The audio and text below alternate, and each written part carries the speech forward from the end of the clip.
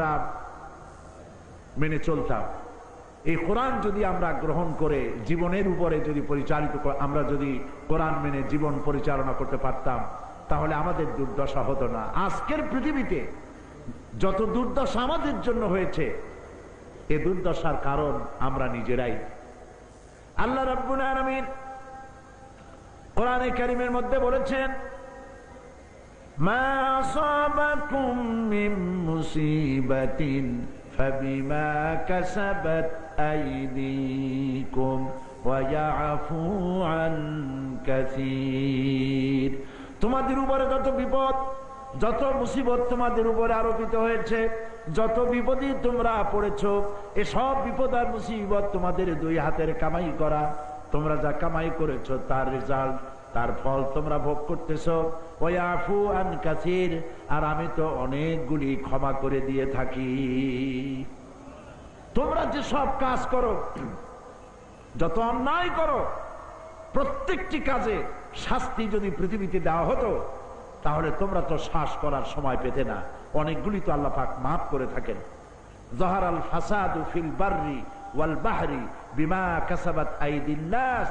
জলে এবং স্থলে, অন্তরিক্ষে মানুষের উপরে যে বিপর্যয় সৃষ্টি হচ্ছে, সমস্ত বিপর্যয়ের জন্য মানুষ নিজেরাই দায়ী।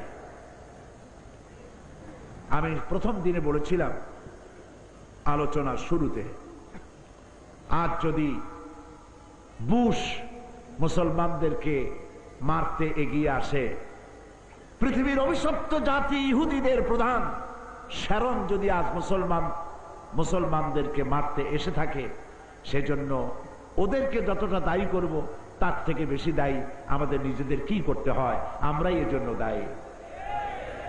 কারণ কোরআন তো এজন্য আসে নাই যে আমরা হতভাগ্য হয়ে যাব। কোরআন এসেছে আমাদের ভাগ্যকে সৌভাগ্যমণ্ডিত করার জন্য।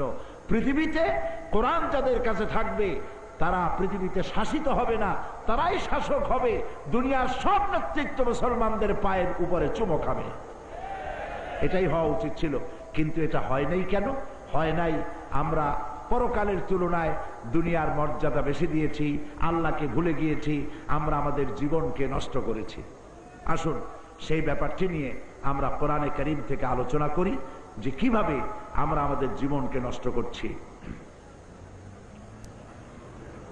কোরআনে কারীমে আল্লাহ রাব্বুল আলামিন পরিষ্কার করে বলেছেন, আল্লাযী খালাকাল মাউতা ওয়াল হায়াতা লিয়াবলুয়াকুম